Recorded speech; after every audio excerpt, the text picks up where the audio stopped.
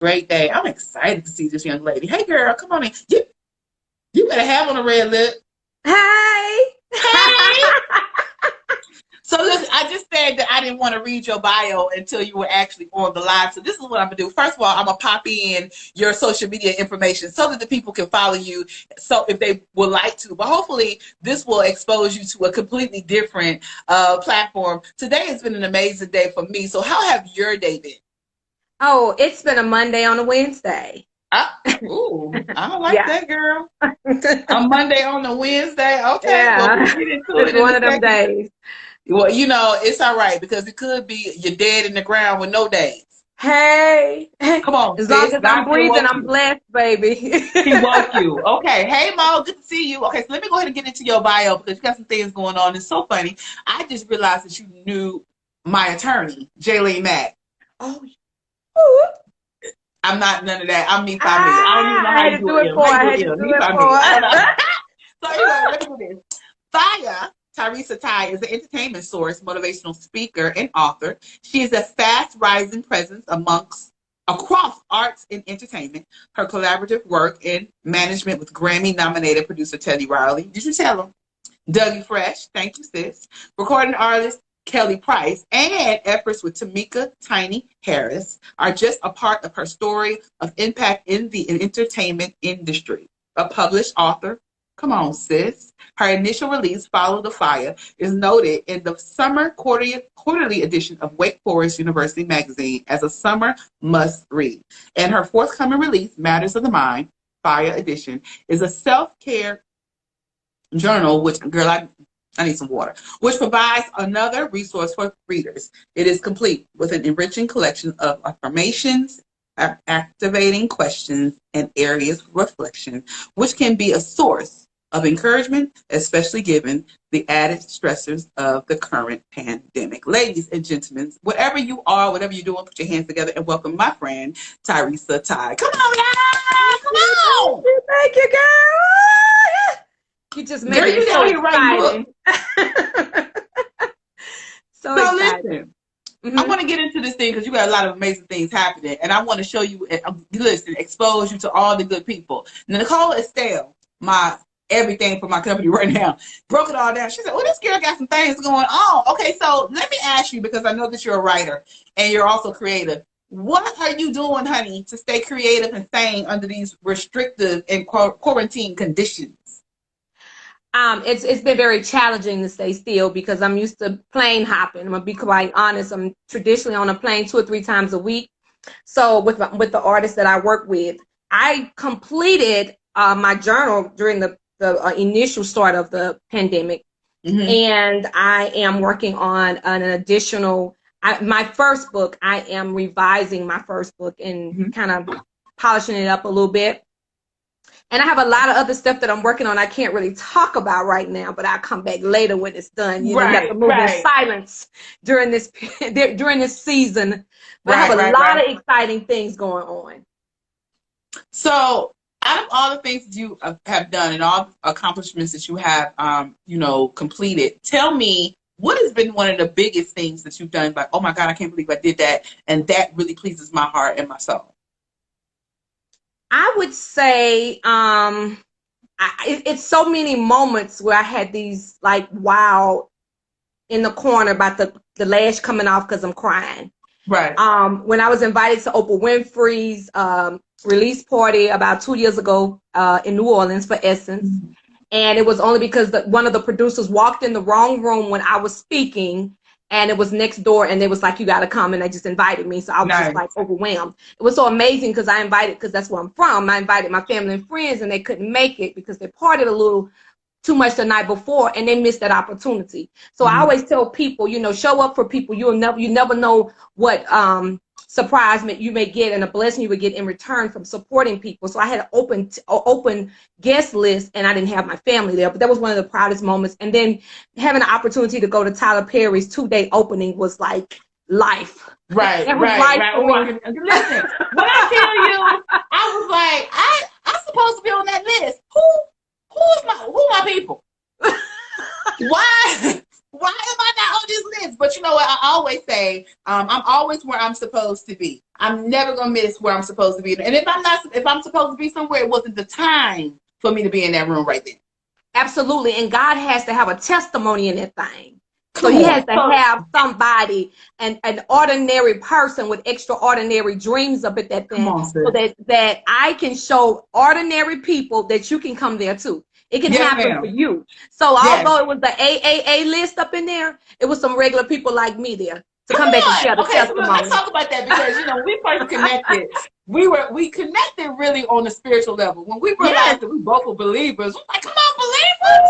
So tell me, I just want to know about your testimony, because you have such a phenomenal story. And then when we realized, I was like, share with the people one of the hardest moments in your life. Well, not necessarily the hardest, but tell us your testimony. Because when we talked about it, we both were in tears at the time. Remember, he was like, Yes. "Girl, I've been through some things." Tell us about how God has showed you grace. He so countless ways. Of course, I'll just say I survived Hurricane Katrina, and most people know about that because it was a global. It was a global situation where everybody could see what was happening. But 3.5 years ago, I lost everything I owned again. I had just had surgery. I had just had a female surgery. I was out on leave of absence. I was a corporate trainer at the time. Had a home. Had a cute little BMW. Life was good. I had restored. All glory to God. Mm-hmm. And in seconds, 2 days after I came home from my surgery, we had a isolated flood in Louisiana, and I lost everything again. Mm-hmm. And then I lost my job because at the time they were laying off. We were merging with DirecTV. Lost my job, lost my home. I'm a single mom of one son. All of his stuff, he was going to college. He lost everything. And I was just at a place where I just was like, okay, I've been through this before. You don't supposed to lose everything you own twice in a lifetime, not at this age. You know what I'm saying? And then I was telling people I was trying to get another job, and people were saying I was overqualified, and I was here and I was there. And I remember having to sleep in my car. And I thought about all the people that I had let stay with me and live with me. Right. How did I end up in this place? And Right. I remember telling the testimony of, because the devil don't like when you brag on God. You know, he don't like when I brag on my boo. He don't like that. He want to come. No. He was like, I got you down for the count. I done took everything from you. And I remember telling this lady, I said, well, I have my car. And I said, and some days I have to sleep in my car. I said, but guess what? I got somewhere to sleep. Yes. It wasn't 3 weeks later, somebody hit me, hit and run, totaled my car. Didn't have nowhere to sleep. I said, whoa. I said, you're really trying to take me up out of here, huh? Right. And it was just so crazy how it was like everything was taken. And at that point, I was really, I was feeling suicidal. And I remember when I did have another form of transportation, I remember when I would cross over to the causeway, that's the one of the longest bridges in the world, the devil would tell me to run off. And it was, I got so afraid of how I was feeling, I would go the opposite way because I started being afraid of myself that I was going to run off. Right.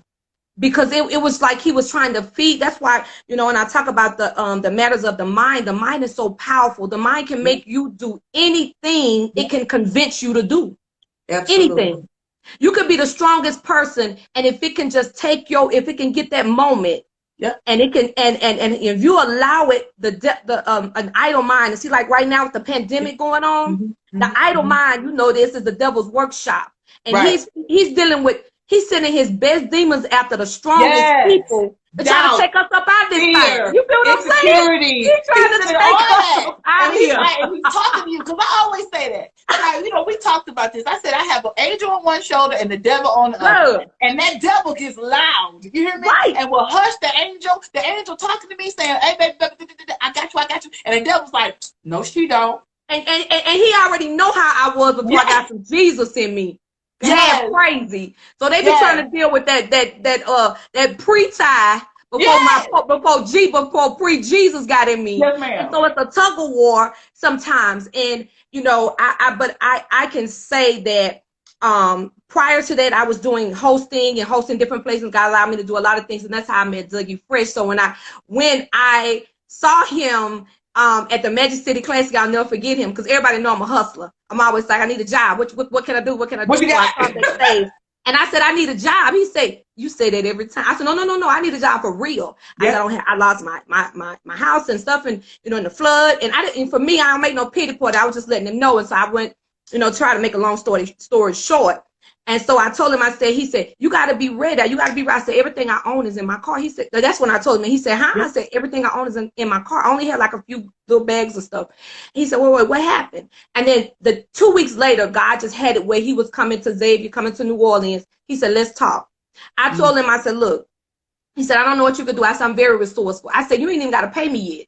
I said, because you will later, because you're going to keep me. Yeah. Because I'm going to be a resource, a very good resource to you. And in our career, we have to learn this, that sometimes opportunity is better than a payment at the moment. Okay. Yeah. One check. If you can be a resource to somebody and they see the value in you, you're going to get your money. Don't worry about the money. Just be great at what you do. The money will come. And when that season, even with that person may end, guess what? He'll still open doors because he'll make room for your gift. He said in his word, he'll make room for your gift. Absolutely. Don't matter how many people do it, they can't do it like you. Right. What? Come on. Okay, so speaking of New Orleans, first of all, I love your accent. Every time I'm talking to you, I'm just like, oh, I love her accent. New Orleans was hit quite hard by the COVID, coronavirus. Yes. And I want to know, what is your family doing to protect themselves? Have you spoke to them? Because at one time they said Black folks couldn't get COVID. Girl, the people said it. And some of us was listening to it. So what do you what are you telling your family? What are they telling you? Are they being safe? Have you been directly affected by COVID? And what do you, child? Where are we gonna go from here? let me tell you, when it first happened, I had just left home from Carnival. And Mardi Gras is a big time for us. And I swear by everything in me, I had to go to the doctor before I left because I couldn't breathe. So I don't want to claim that I had it, but when I tell you I had all of the symptoms. But it was really crazy, and they said that's why the numbers were so high, because we had people coming in. That's one of the largest holidays. It's the largest holidays for us, but we have so many tourists that come in to celebrate Carnival. But that's when like 2 weeks after that, that's when it hit hard. And I was preparing to do the 8-day cruise with Tom Joyner. So I was going back home. My plans were to go back home to get my hair braided. But when it hit, it was like shutting down airports and everything. And I was like, this is serious. My mom had went in the hospital, so I was freaking out. And I had family that were affected by it. And I have, recently moved to Atlanta, but I've been in Louisiana all my life. So this was like the worst time in the world. I said, I don't know why I'm here now. And I really kind of went into a depression. I was so stressed out. I feel I'm a person that I'm a leader in the family. And I just felt like I needed to be there to tell everybody, to boss and tell them to sit their asses down. And I told you I love the Lord, but I will curse and drink my wine. Okay, so don't get it twisted. I keep it 100. Right. And I just felt like I needed to be there because they wasn't gonna listen to nobody else. But I during that process, God, He always deal with me, and He always put me in a situation where He say, "I want you to just trust me." He has constantly challenged me to trust Him. If you trust me, I got everything else. And if you go back on one of my past IG posts, you'll hear me telling them to sit their asses down because I was so upset. I felt like ain't nobody gonna judge you for telling. Baby, let me tell you, they out there trying to get crawfish. You hear me, baby? They trying to do a second lines, and I said, if y'all don't sit down, and I just had to really go. I had to fast. I spent some time fasting and praying, and then I had to just again take time to focus on some of my writing and some of the things that I wanted to do. And then again, as that was coming along, then we started working on the Teddy Riley battle. So you know how exciting that was. Right. So, Ty, the thing is, you're an author, and I have written a book too, and it has not dropped. I don't even know right now this book, but we're gonna get into your book. We ain't gonna talk about my book. I want to know what's the inspiration of your book. So you have the two. Now you can't talk about your new project, but I want you to tell us what was the inspiration of your first book. My book is called Follow the Fire, FIYAH, and that was derived from the Hurricane Katrina situation when I was just going through a lot with that, and then after that, just dealing with a loss. All of my grandparents died like six months apart. Oh wow! And I went through a divorce, and then I was just again about to lose my mind. Okay. But I was that was 13 years ago. I was a little younger, so I was able to, bounce back. But it was a very difficult time for me. But in the process, I tell people all the time, God will bless you in the midst of the storm. Okay, so you can't be weary and you can't fall down and feel like you got to stay there. You got to know when there's a comma and when there's a period. Because a pause is a pause. It don't mean it's over. It means we give you a little break in the process of this thing. Right. And God started allowing me, not working in a radio station, a television station, to host all over the country. I did a TGT tour. I did Mary, and I was just kind of moving and doing all these different hosting, and they were flying me to host events. And that was just another testimony for me, because I remember going to local promoters and saying, hey, you don't have to pay me. Give me an opportunity. And they wanted me to pay them to host. I said, wait a minute. God said he'll make room for my gift. He said, now time I got to pay. You know what I'm saying? And so God then showed me that I don't want you to be local. See, sometimes we're trying to do stuff in places that we better than that. They don't think we're good enough, but he got something. It's like you're asking for a mobile home when he finna give you a mansion. You feel what I'm saying? Right. You're praying for the wrong thing, but he trying to take you somewhere else. And so, he went through that process of showing me that. And then I started getting interviews. And so I remember interviewing with CNN. When CNN called me, it blew my mind. And the young lady said, so can we be expecting a book from you? I said, a book? I said, baby, I have ADHD and I'm dyslexic. Do you think you're finna get a book? I said, I talk. But you did write a book, and you wrote a second book, and you're working on another project. How did you overcome those odds of being dyslexic and also the ADHD? How did you overcome that? Well, I still challenge. It's still something that I'm challenged with. I jack up a little bitty baby post, and I'll be like, whoa, you know what I'm saying? So it's always a struggle. I think where we have a disability, there's always a challenge. It's always a struggle, even in the back of our mind. But my book came from a journal. I journaled, and I tell people it's so important to journal.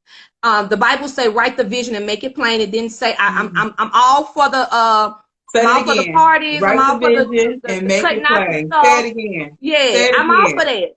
Yeah, I'm all for the visual. But he said, it was clear direction. Write the vision, make it plain. And I wrote it. I didn't text it. I didn't email it. I wrote it. And my book was just a journal. And I remember when the young lady came to me, she said, well, I said, I'm not a writer. I said, baby, I struggle with that all my life. She said, well, just bring your journals. When I brought my journal, she said, it's like 5 books. Because I was just writing everything I felt. Because I always felt like I was the denied stone. I was always different. I was always the different girl. And so a lot of things, I always say I had a fight in me. You know how on Color Purpose, all my life I had to fight. But baby, that's really the black woman. We all had to fight. Right. And if you don't fight, you might not get. For me, it was so crazy. Even my mom, I love her to death. She used to tell me, I stayed in trouble, stayed getting popped, stayed in the corner, stayed on punishment. She used to tell me, your mouth is going to get you in a world of trouble. And I tell her not.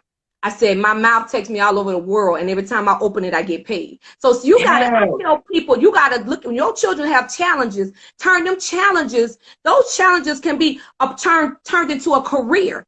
Some of the things that seem like the thing that it's going to hold them back. An outcast to other people, right? But those are the things that you can enhance, and that could be your career. So you can't give up on people because you don't understand them, or they have a different culture, a disability, or a challenge than you do, right? You don't know what God to turn that thing around and make you make money from it, baby. So I'm getting the rap sign, but I want to give you the opportunity to tell us how we can support you on the things that you're working on. So you have a lot of different initiatives that you've started or you're supporting. So talk to us about what we can do to support you. Well, I would love for you to follow me at Fire Teresa Ty. Also, go to my website at www.fireteresaty.com. I have my brand new amazing journal. It's a self-care journal, and it's going to ask you some probing questions, and it's also going to hold you accountable personally to help you get past, because a lot of things that we see, the result of an adult is the reflection of their past and childhood. Right. So this is a Right. very good resource now for all people, all ages. And I would just love to support you as well. You support me, I'll support you back. Well, you know, girl, we're going to get into it. We're going to call each other. We're going to cry a little bit. We're going to pray, sis. Don't you worry. But I appreciate you so much for coming on live with Kiana Dinice. It was always a treat. I am so grateful for your support. And like I said, anytime you need anything, please do not hesitate to reach out. Thank you for having me. Thank you, amazing assistant and the audience. I love you bunches, and make sure you follow me. I'm going to follow you back. Thank you so much. I'll talk to you soon. Thank you. Bye.